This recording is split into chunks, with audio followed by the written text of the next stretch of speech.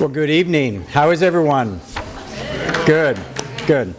Well, thank you for being here. My name is Dan Martin. I'm privileged to serve as the president here at Seattle Pacific. For those of you that are off campus, some are smiling like you don't know who I am, but some of the students do.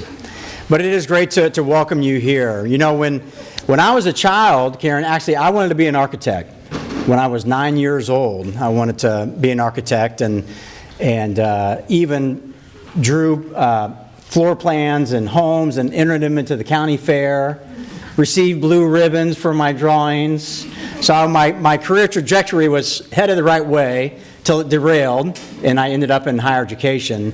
But in my doctoral studies, I did think through campus planning through the eyes of organizational culture, thinking through how campuses and colleges and universities specifically in their master plans can think about facilities and how to facilitate strengthening and enhancing their culture, their values, their beliefs. And when we apply that here at Seattle Pacific and we think about our facilities, we have inherent values that we want to communicate through our buildings and facilitate spaces like this where there can be gatherings like this where we can have conversations. That's certainly a value. And accessibility is certainly another value. As we plan buildings, as we think about spaces, we want to provide access for our students and for the community members and for those that want to use those facilities. Of course, on an old campus, 1891, our original building in 1893, there are certainly some buildings that we still have work to do in terms of their construction pre-ADA in 1990. But even as we renovate, that is a prime value for us in our planning and in our work.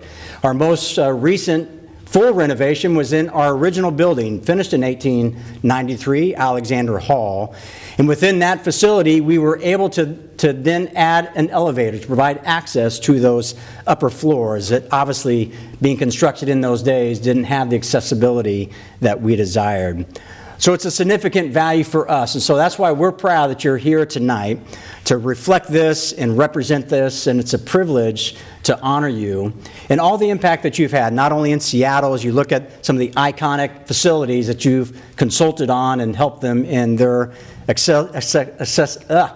accessibility and universal design. We're just grateful that you're able to be here this evening where we can recognize you. Thank you, Annabelle, for helping host this. Nikki, thank you for putting this on and providing this opportunity for this conversation. Pray you have a blessed evening. Thank you so much for joining us. Annabelle?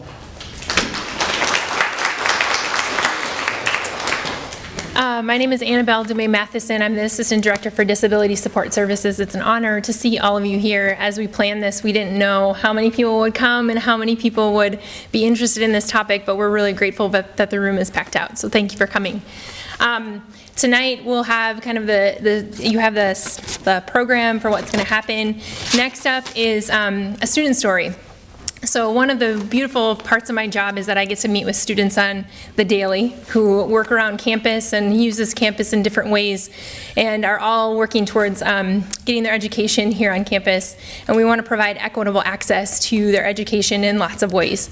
And so I get to work with students with classroom accommodations, with building accommodations, with housing accommodations, with accommodations all over the place because our campus, we are not there yet, right? As Dan Martin said, both in the way the facilities are set up, but also sometimes we're not in the place of universal design yet, right? So we have access issues. So my greatest joy in working in this, in my job is working with students. So Whitney Maureen is one of our students who's a second-year PhD student in our clinical psychology program. And she is someone who's dynamic and thoughtful and energetic about accessibility. And for lots of reasons, I'm so glad she's willing to share her story. And tonight I would ask you to welcome her here as she shares her story.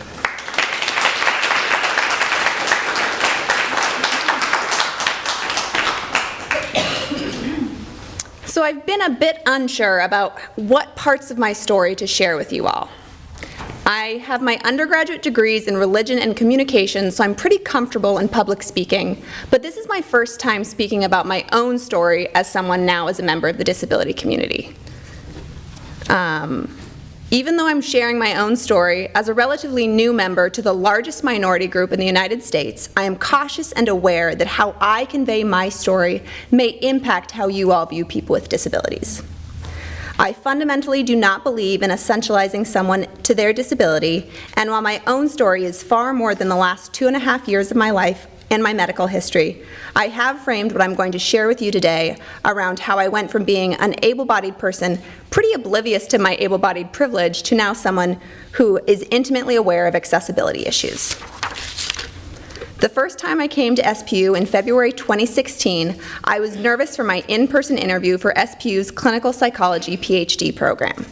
As an active and healthy 27-year-old, I didn't think about my able-bodied privilege and didn't even think about the ease that gave me of being able to move around campus.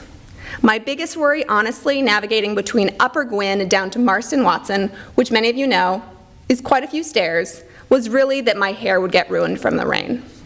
I hardly noticed the, 100+ stairs or the countless doors I swung open, all while protecting my CV with my open, dripping umbrella. Despite the rain, my interview was a success.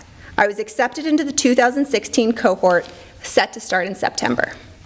And then on August 23rd, just 1 month before the start, my life suddenly and irrevocably changed. I experienced a massive idiopathic hemorrhagic stroke. I have since learned that idiopathic is just the medical catch-all for, we don't really know what caused your stroke. Mine was an extensive brain bleed and required emergency surgery to remove the tennis ball-sized amount of blood pooling inside my head, causing my brain to swell and herniate. The damage caused by my stroke demanded that I spend 11 weeks in the hospital undergoing a second brain surgery and doing intensive rehabilitation. I had to relearn the simplest tasks.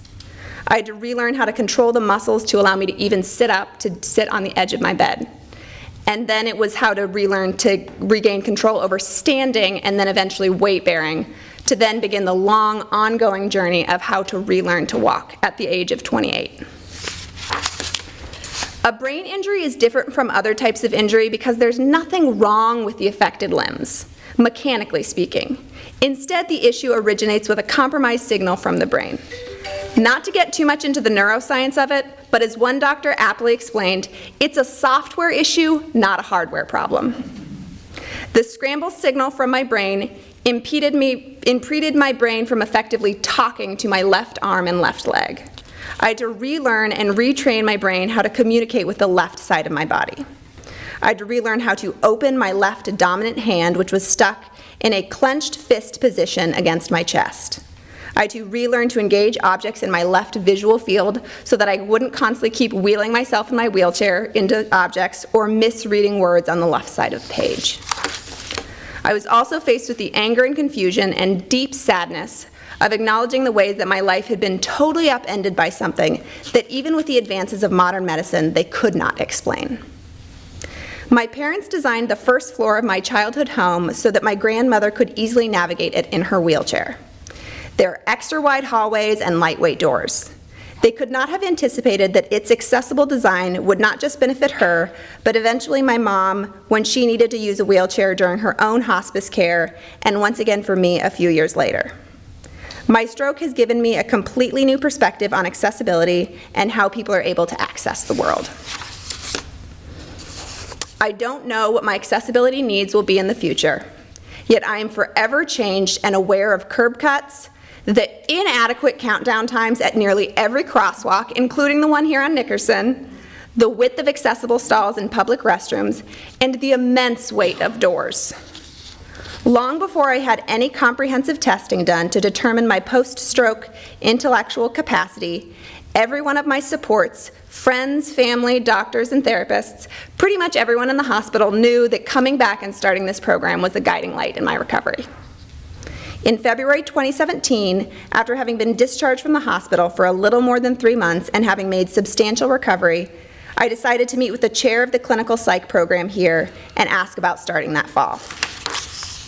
This return to SPU was radically different than my visit the previous year. Gone was the privilege of getting to have the vanity of my hair be a pressing concern. In fact, this time I came to campus with relatively little hair and instead was just focused on figuring out how to navigate my way somewhere new in a wheelchair, which was something I was learning that was often challenging even in the post-ADA era that we live in. Thanks to my dedicated medical team, incredibly supportive family and friends, the location of my brain bleed, and my own personal dedication to my therapies, I have made remarkable recovery.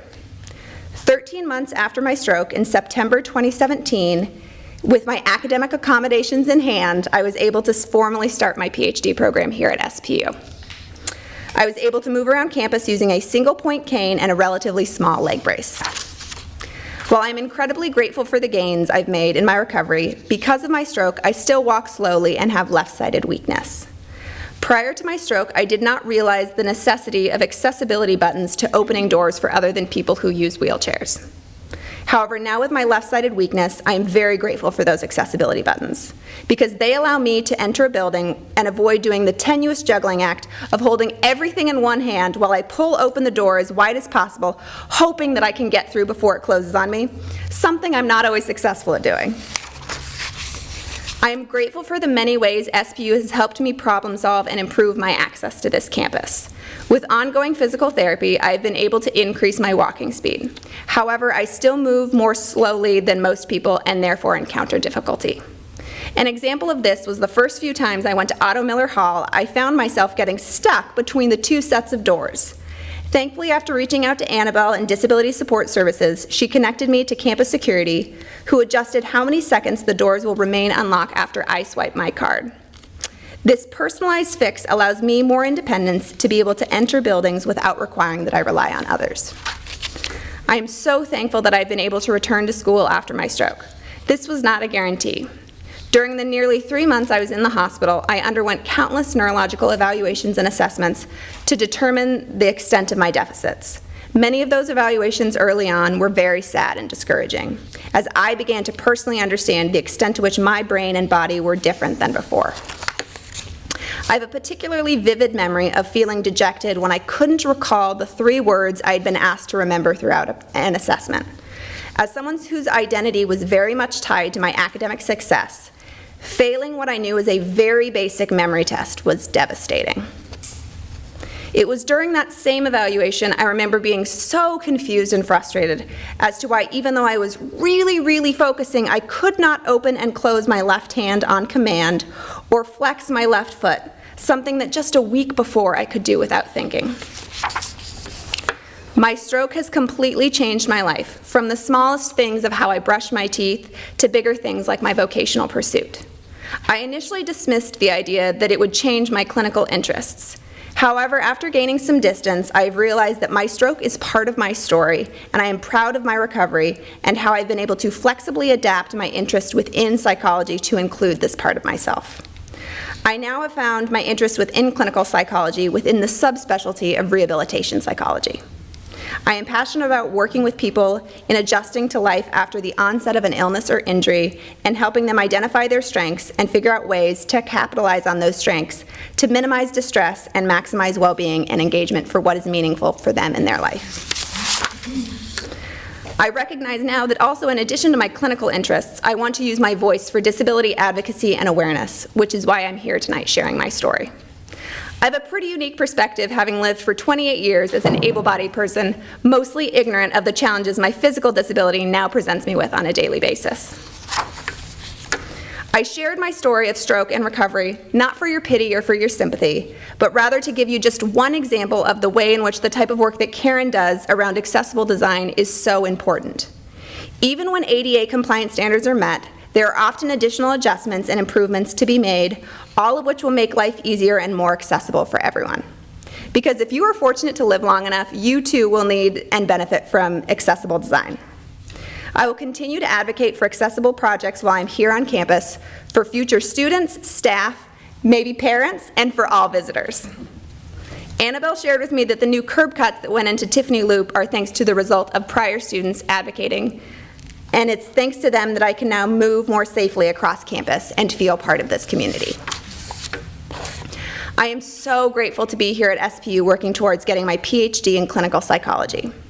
I hope that SPU furthers its commitment to accessible design so that we can continue to be one of the best national universities, not only for able-bodied students, but for everyone. Thank you.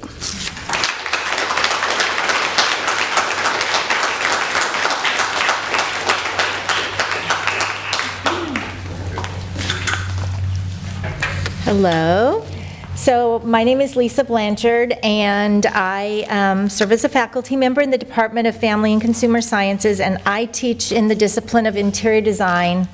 All my students are here. So I met Karen a long time ago. A colleague recommended I introduce myself to Karen, as she is a bit of a legend in Seattle, especially in the accessible design community. She was gracious and willing to answer all of my questions and concerns. Beyond being an amazing architect and an advocate, she's a fabulous person. I teach a course called Universal Design in Housing in the interior design curriculum. In that course, we've taken the students on field trips to Karen's house, where she graciously and thoroughly explains all the design features that she's implemented into her amazing house, and willingly answers all of our questions. One day, on day one of our class, we asked the students 2 questions. When you think about the house you grew up in, who could visit? Who could live there? When you graduate from college and are practicing design, who do you want to design for? And usually everyone says, everyone. And we know that then that their understanding is a little bit limited. And then I try to prove to them what they need to know about designing for everyone. As the students learn very quickly, the built environment can be very discriminatory. As I teach in many classes, the process is awareness, education, diversity, and advocacy in our university and going forward into their professional lives. We need designers and architects who understand that variation in human ability is the ordinary. None of us are alike, and our abilities are all different. Design is powerful and has a profound impact on the quality of our daily lives. You'll notice my print is very large because my eyes aren't that great. We need to design the built environment for inclusion of all ages and abilities. We must move beyond design to where the decisions are made in public policy and funding. So, money talks.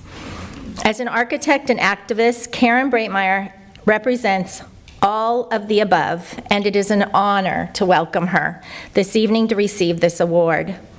A few words about Karen. A brief bio is found on the back of your program, but her journey began in 1982, and she graduated with her degree in Master's in Architecture in 1985. She's a registered architect.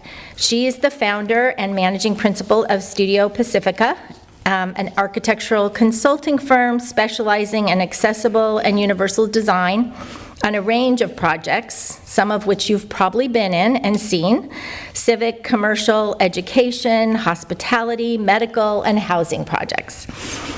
She was appointed to serve on the U.S. Access Board, advancing full access and inclusion for all by President Obama.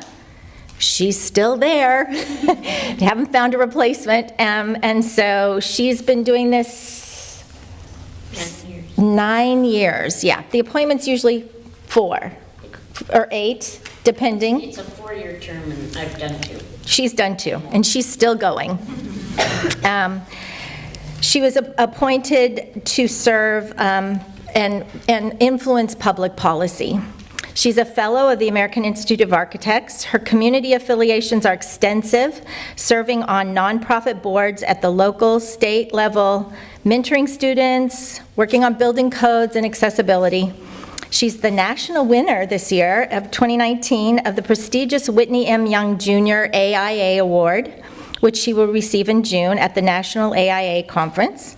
She was recognized for her professional and personal leadership role, advocating for civil rights for people with disabilities, social sustainability, public policy, and universal design.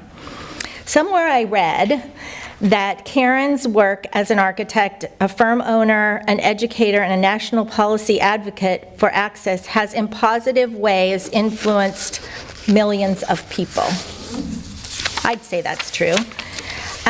So I just want to take this opportunity to tell you I love Karen. And she's a great advocate for all people and with all abilities. And so I just want to welcome Karen.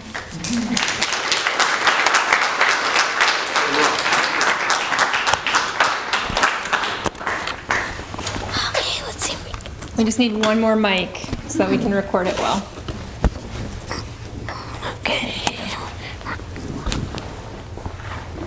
Is that gonna fall off? Okay.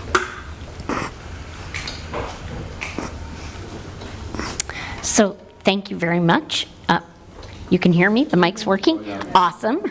So, thank you to the University, Disability Services, and Lisa for that amazing introduction. Just over the top, and I really don't think it's millions. But it's an honor to be here. I'm very excited to get a chance to talk to you guys. So today's event, No Limits, No Boundaries, right? The name of the event today. That really gave me pause when I first heard it, because I thought, oh, okay, this is going to be about, people with disabilities having no barriers in life. Everybody's going to be able to do everything they want. And then my colleague at the office, Andrea, said, well, limits and boundaries actually can encourage innovation and creativity. And so there's a benefit to limits and boundaries. And that also gave me pause. Because if you think about it, people with disabilities, we have to remake our world every day to kind of to make the world fit to us or us fit to the world, right? That's a classic perspective for someone who's a wheelchair user, and we all have, I think, overdeveloped problem-solving muscles from trying to, work around all the barriers we run into. But I think that we need to embrace our limits and boundaries in order to find that innovation, that lasting change. So, hence the title of my talk today, Embrace the Adventure and Shape the Future. So, as I get to know you guys, let's start with a little bit of a poll. So, raise your hand if you can, or so choose, or wiggle an eyebrow, or whatever, if you self-identify as a person with disability or have a close family member who does. Oh, awesome. If you can leave your hands up for a second. Do you have extended family with a disability? Oh, a couple more hands up. Okay. That you're friends with or you work with someone with a disability? Few more hands. Okay, now you can put them down. So, if you didn't have your hands up, as has been alluded to before, you eventually will as time goes by, right? So it is, as everybody said, a normal part of the bell curve of human ability. We start out when we're young, we're babies, we need a lot of help, we're in our stroller, taller, more agile, stronger you get, maybe in your late 20s, early 30s, you might peak, and then as you live along, and we all want to do that, things change, right? And maybe those abilities wane a little bit. People on either side of that curve kind of get overlooked, and designers tend to design for the top of the bell curve. In addition, not all disabilities are obvious. We have people with sensory disabilities, neurodiversity, everything from autism to dyslexia, and of course temporary conditions, illness or injury. So those all allow people to kind of join the club, you might say, for a period of time or for a long time. And I also want to point out that environmental conditions can make you feel something is a disability. So you can see I'm a wheelchair user, but in my 40s, I lost a significant part of my hearing. I wear bilateral hearing aids. So I do really well in quiet places like this or one-on-one conversations. But you put me in a restaurant with a lot of background noise, silverware and glassware clinking and people talking, and all of a sudden, I can't hear. and I'm acutely aware of what my limits are. So that makes me more disabled because the environment doesn't support the skills or the abilities that I do have. So at some point, we will all fit the definition of disability, regardless of whether we identify as a person with disability or not. And we all benefit from those features that we put in the environment that support people with disabilities. So, as Whitney mentioned, curb ramps, awesome, right? Lever door handles, power-operated buttons. Think about texting. Texting was developed to support people who are deaf. Well, now, who can live without it? Well, maybe a few of you, but anyways. So, I thought maybe today I might talk a little bit about the difference going to college in the years I went and going to college now. So I went clearly pre-ADA. And when I was looking at colleges, I had very nicely, I'd been accepted at 2 different colleges, both small private schools, very similar in many ways. Went to visit the first one, and they had, they were very proud to show me that they had 2 dorm rooms on a ground floor that were accessible. There's no elevator, not like you could get upstairs and see anybody, but you could have a dorm room. They had 1 dining hall. They had a few academic buildings, and they would move all your classes into that academic building. That was considered accessible. The second university said, oh, we have a number of dorms that are accessible. They have elevators. Awesome, right? You could visit your friends. Multiple academic buildings, including science laboratories. Okay, that's a plus. And they had multiple dining halls, and they had things like the student union, the bookstore, the pool, the pizza joint. Okay, so which do you think I chose? So after spending a lot of time at the pizza joint, my dad was dismayed to know that I decided I would major in behavioral science, a liberal arts degree, which he was a little skeptical if this was going to get me a great high-paying job. So when I graduated, he made me go to an aptitude testing program. And that was an interesting experience. I was like, I know what I'm doing, I've got a job already. But they told me that you would be really good at architecture. And I said, oh, but I've already graduated from college. And they said, oh, well, you can go back, do a first professional degree as a master's. I already have a job, I know what I'm doing. So I went off, I went to my job working under a sociologist at a medical school, and within 6 months thought, oh, this was not for me at all. And that idea of architecture school sounded kind of cool, and maybe I could do that for a little while. So I'm here to tell you that sometimes your parents are right. I actually applied, got accepted, loved architecture school. Oh my gosh, it was like changed my life. Anyhow, my daughter, who's graduating from college, I am not sending her to an aptitude testing program. She's on her own. So architecture school also taught me some really interesting paradigm shift, I guess you might say. I went in thinking that I needed to modify myself for the environment. I had to fit into what was provided for me.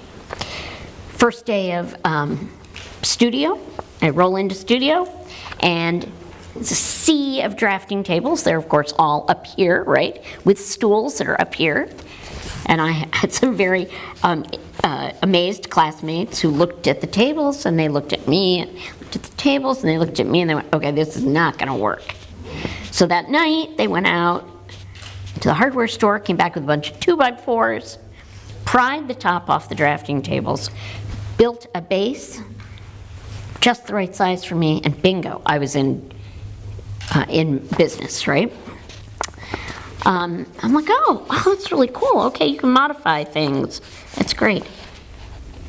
not long after that, well, actually a ways down the road, I was getting a lot of parking tickets because I was parking late at night in the load zone next to the design studio. It was a very long distance to get to the accessible parking that was in a distant lot, and it was late at night, so I'm just parking in the one space I could fit. And so my friend said, oh, you shouldn't be getting parking tickets for parking there. So once again, I went to the hardware store, I came back with a can of safety yellow paint and an accessible parking sign. And they turned the load zone into an accessible parking space. Now, I'm not telling you this because I want you to go out and break any rules. That was not, that's not the, the moral of the story here. But I think it really gave me the sense that we have the power to control the way our environment works. And if it's not working for you, then you need to be looking for making change. So I graduated as an architect and I started practice also before the advent of the ADA. As a young architect at the time, the idea of accessible codes and standards was novel and new, and architects really didn't quite get it. I was looking over the shoulders of my colleagues at work and going, okay, it's not exactly right. Yeah, because I realized I have a different perspective. Literally, I mean like lower, right? But I understood kind of, like if you looked at that, the way that building was gonna work, maybe for a wheelchair user, that was not gonna be the best solution. What I discovered was that it was really important to help architects understand the why behind all these numbers. So, you can say, oh, you've got 18 inches here and 24 inches there, but really, the important thing is to understand why. So, I started seeing a little place in the profession that I could sort of insert myself. I ended up leaving the big firm that I was working for, and I started a small firm with a partner, and I thought, well, maybe I could do a little of that accessibility consulting stuff sort of in between the real architecture that we were doing. Well, 25 years later, my partner retired. We are no longer doing architecture. We're doing only accessibility consulting, and I lead a firm of very talented people on making all sorts of civic, institutional, university, college, buildings, housing, all sorts of stuff, helping them make their projects as accessible as possible. So, yes, I'm an architect and an accessibility consultant, but today, out there's a sign that says I'm also an activist, which kind of surprised me when I saw that. I was like, oh, wow. But now that you've given me that label, I'm gonna totally own it. I guess I grew up in a family that really valued volunteering, and so it seemed like a natural transition to volunteer in the area that I'm interested in, like accessibility, like codes and things like that. And I started helping out at the Building Code Council, and then I got appointed by the governor at the time to represent people with disabilities on building codes, which I know sounds really boring, but really it was fascinating. And then many years later, you heard about my appointment to the Access Board.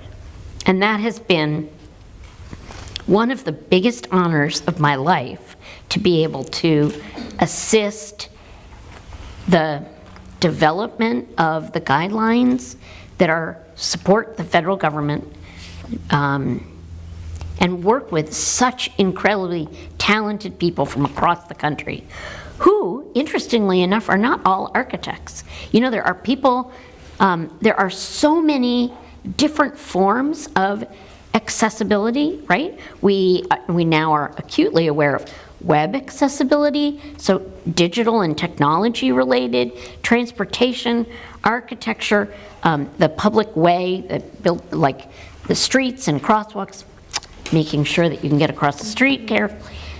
So there are people who specialize in all those together on that board, and that's a particularly valuable impact for the whole society. My friend Rebecca Coakley has said before, disability crosses race, ethnicity, gender, class, immigrant status, and religious communities. Disability does not discriminate, right? So we know that the ADA has been law for 28, almost 29 years. And people with disabilities still regularly face inaccessibility in the built environment and in programs and policies in society. As I mentioned, the codes and standards sometimes don't go far enough to embrace the full diversity of people. And sometimes those barriers are not just buildings, but they could be habits or policies. So, as I mentioned briefly, I have a daughter who's a college student. She's also a wheelchair user, and I asked her, so what are the top things that bug you, like inaccessible things at your university? Not pointing any fingers or anything. But they were all non-architectural. So the first one was the Student Activities Fair, which takes place annually on the Quad. The Quad is a big grassy lawn, has concrete walkways that bisect it. They traditionally put the tables for each of the activities on the concrete and have the students walk on the grass. Well, this is not particularly friendly to a wheelchair user. So, how easy would it be to flip that and put the tables on the grass so the students could walk on the concrete? Item number 2, the university offers wheelchair-accessible transportation to off-campus social events with 2 weeks' notice. But everybody else can decide the day of. So what college student decides 2 weeks in advance that they're going to go to the pumpkin patch with their friends?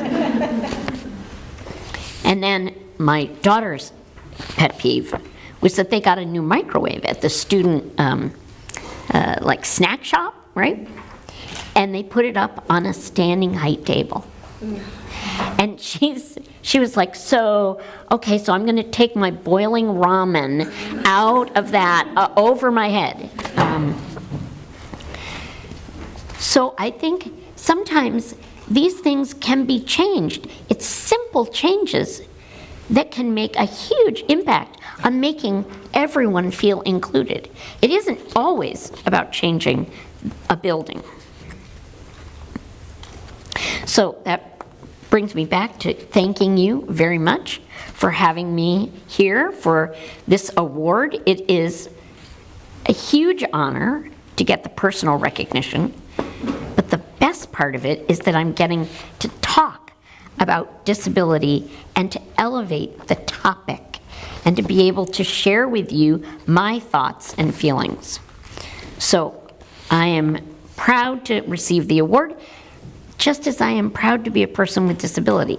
It makes me me, and I would not give that up.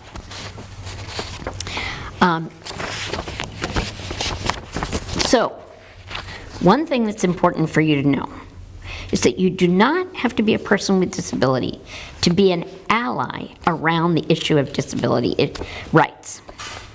You can speak up and advocate for change when you see something that appears to maybe exclude somebody. Or, as another friend of mine pointed out yesterday, you could be an accomplice. So, thinking of my architecture school classmates, not that you should break any rules, right? But you can participate hands-on in terms of making change.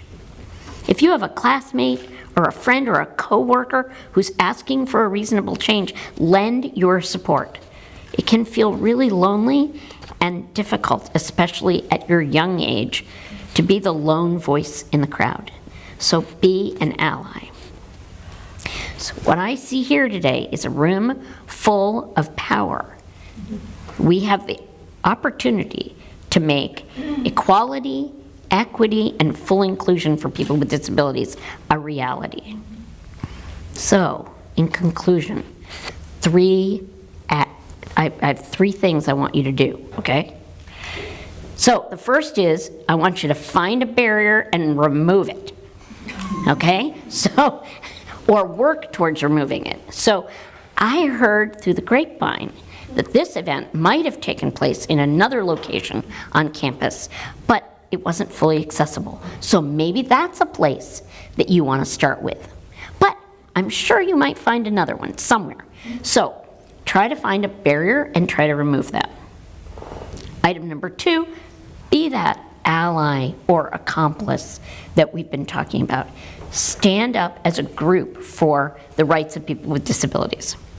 And the third is, if you are interested in architecture and design, the best way to make change is to be the person in the design field. So email me. I'd love to share and encourage anybody who wants to. And remember, you can do it as a master's, right? Anyways, thank you very much for having me. Embrace the adventure and shape the future. Yay.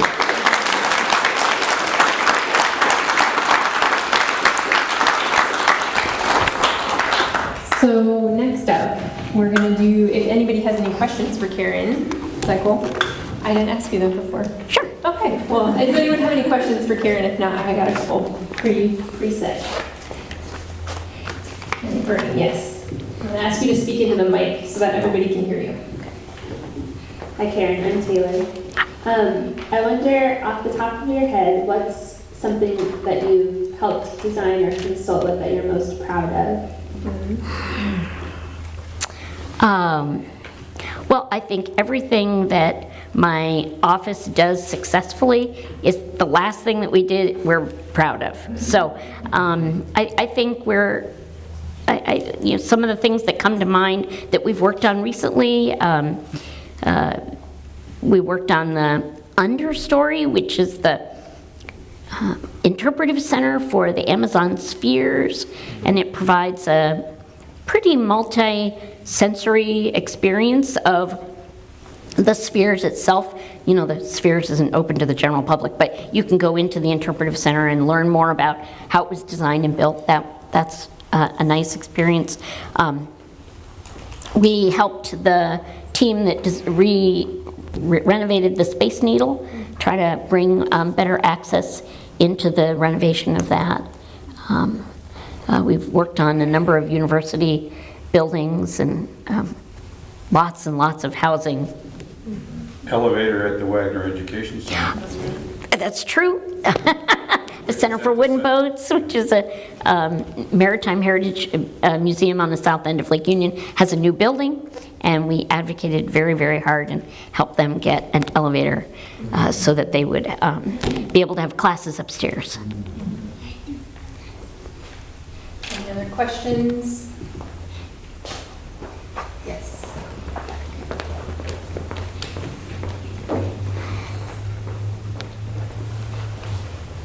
Hi, my name is Austin. You mentioned that disability doesn't discriminate, but do you find that other minority groups, there's actual struggles that they have with policy or things like that make it harder for minority groups to gain accessibility? I'm sorry, I'm having trouble hearing, so can you try again? Yeah, so you mentioned that disability doesn't discriminate, but for ethnic or racial minority groups, do you find it sometimes harder to get accessibility for them?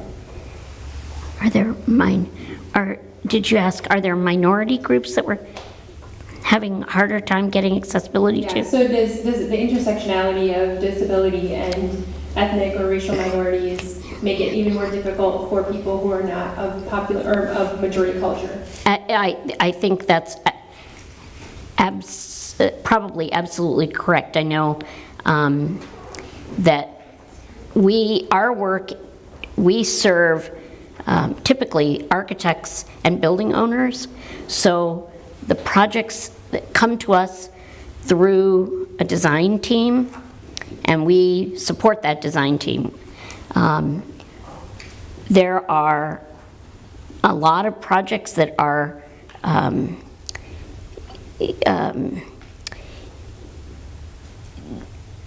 that are challenged by being able to serve the, whether it's a minority community, socioeconomically low income, or a diverse, a tribe or something like that, that probably are not getting, as those projects may not be getting directly to us.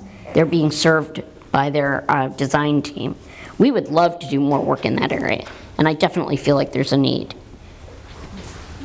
Other questions? Hi Karen, I've been following your work and have known you for a long time, so I'm happy to be here. But you were talking about allies and advocates. I was wondering if you have a favorite or one of your favorites to inspire us. A favorite ally or advocate? Oh my goodness, I know so many people that I respect in disability rights, and I think,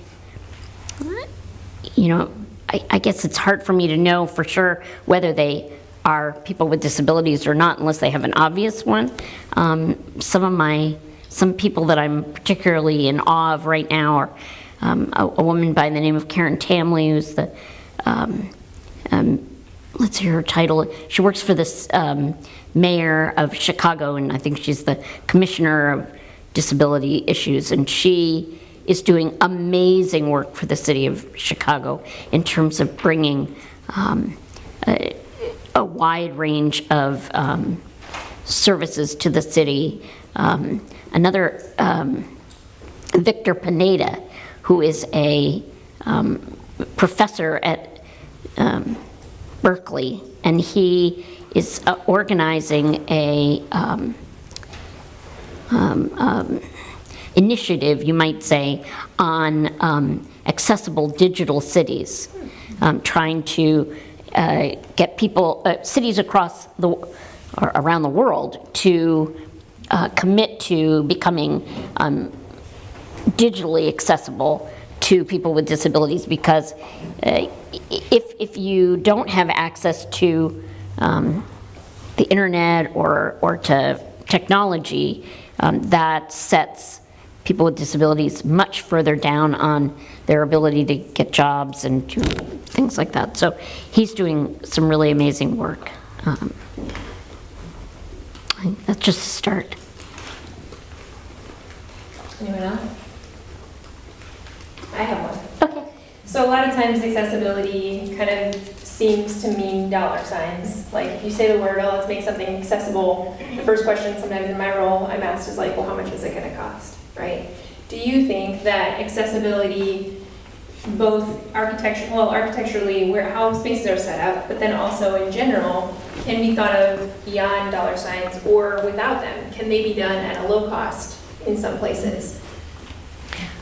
Well, I think I gave you 3 examples earlier of policies that could, like procedures that can make things better. I think when you look at a collection of buildings like a university campus, it's a given that you're going to have a diversity of building age and accessibility to all the components in the building. I think the first thing that you might want to do is look at where you're providing service, and is that service in the best place, in the most accessible building that you have. So, for example, if you have an inaccessible meeting room or whatever, maybe that's not the place that you do all school events, right? So thinking about maybe it's about how you use what you have. That doesn't cost much, and that's a great way to start. Certainly, I would advocate for architectural change over time and removing as many barriers as you can in the budget that you have, but I think sometimes there are different ways of looking at how to remove barriers.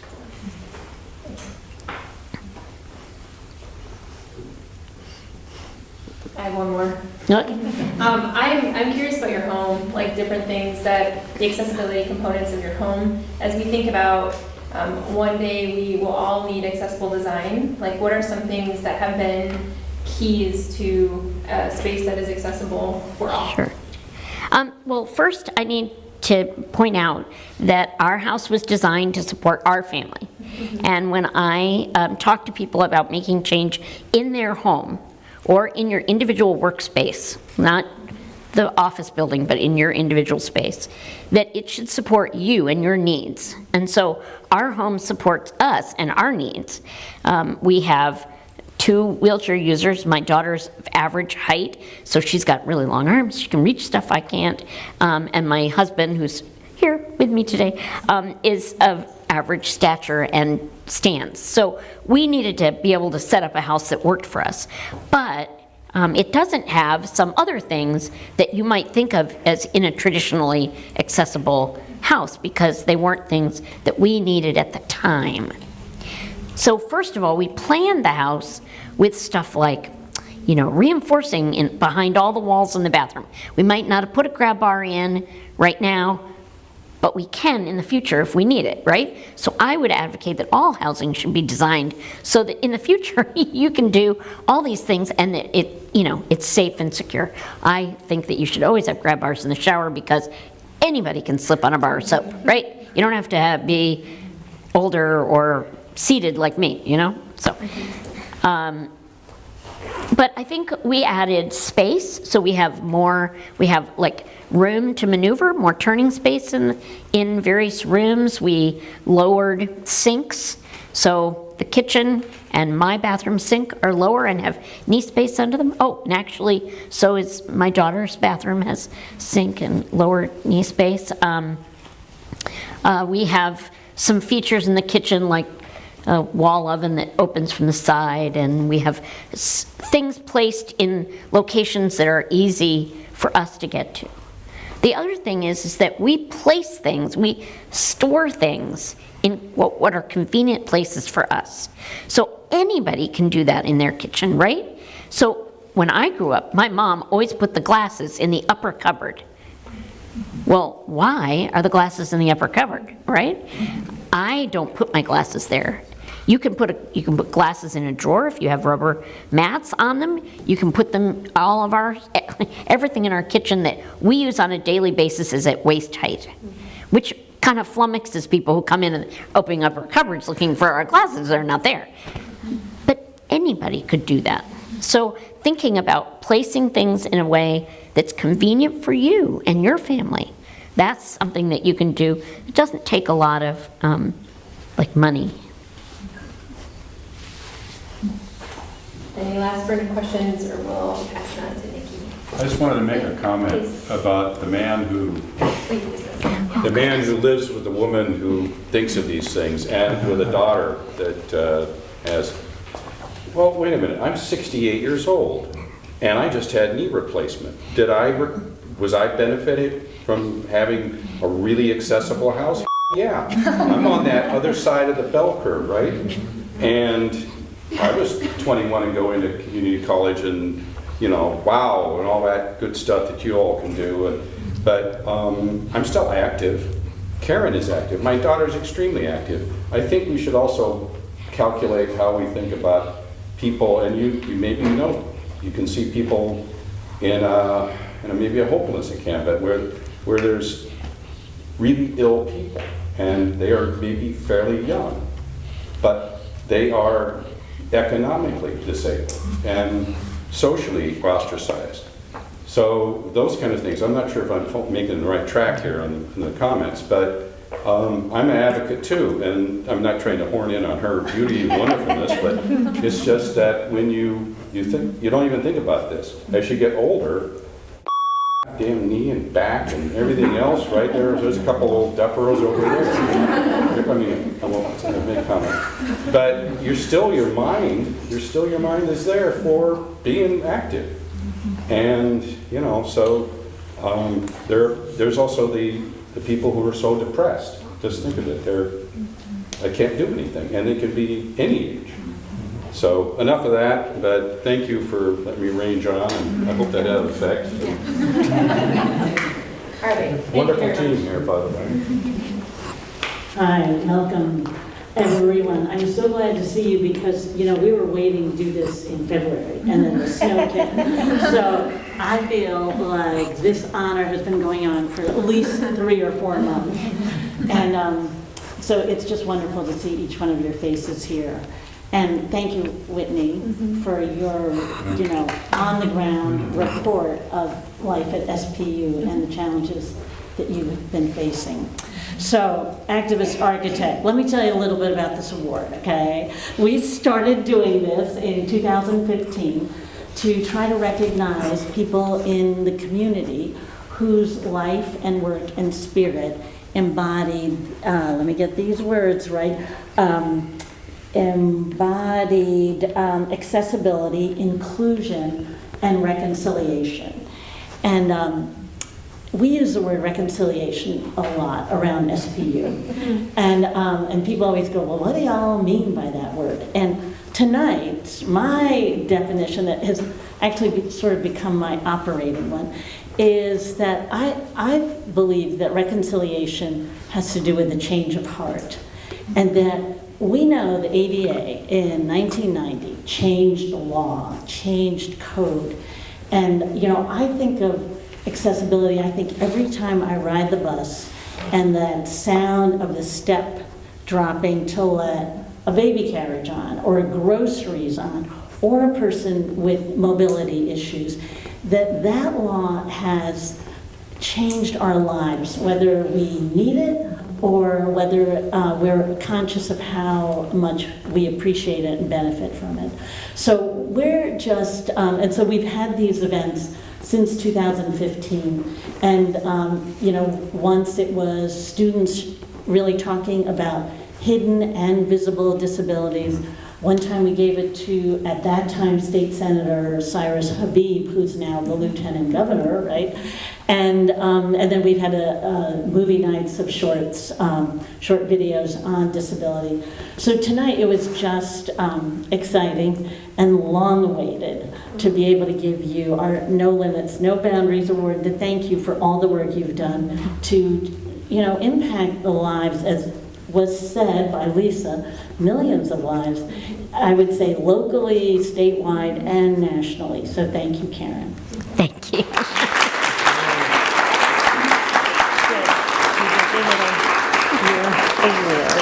Oh, wow. Yeah. That's beautiful. And then there's a cake outside that says No Limits, No Boundaries on it, too. Show it, show it. Oh, yeah. There you go.